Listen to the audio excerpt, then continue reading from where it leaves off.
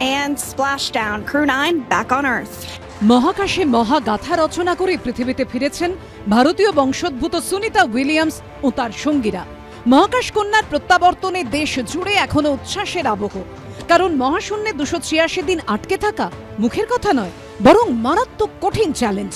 কিন্তু এই মহাকাশচারীরা তাকে কঠিন মনে হতে দেননি। পাম্প চালিয়ে উঠছে বিল, কেএসবি পাম্প বাঁচায় বিদ্যুৎ, বিলের প্রবলেম গেল।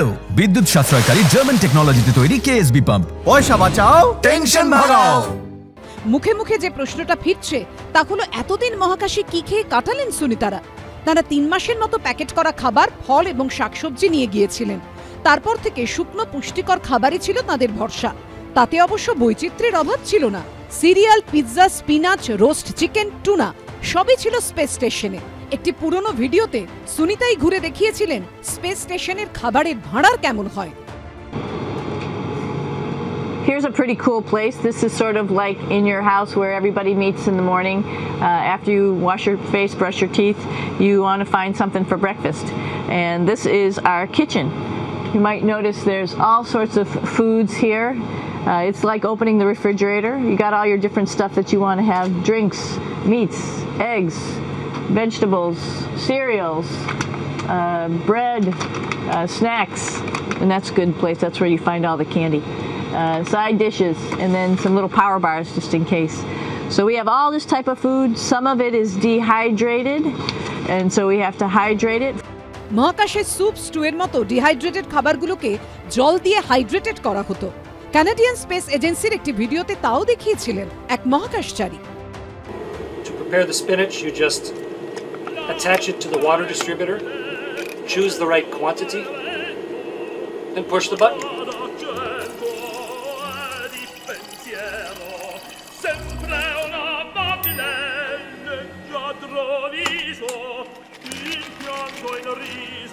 Spinach ready to eat. এবার প্রশ্ন আসতে পারে, মহাকাশে এত জল আসবে কোথা থেকে? আন্তর্জাতিক স্পেস স্টেশনে মহাকাশচারীদের প্রস্রাব এবং ঘামই বিশুদ্ধ করে পুনর্ব্যবহারযোগ্য করা হয়। একঘেয়েমি কাটাতে মহাকাশচারীরা বাড়ি থেকে পছন্দের খাবার নিয়ে যান। সেই সঙ্গে বিভিন্ন দেশ থেকে আসা মহাকাশচারীদের সঙ্গে থাকা বিভিন্ন রকম খাবারও থাকে। নাসার একটি পুরনো ভিডিওতে তাও দেখিয়েছিলেন Sunita Williams. Some of it is already made, and then all we have to do is heat it up. Not only is this food made in the US, but we also have food here from Japan. We've got Russian food. As you can see, all these red containers are filled with food that's from Russia. And then we get some of our specialty stuff, some things that we like, some of our favorite stuff that your family can send up.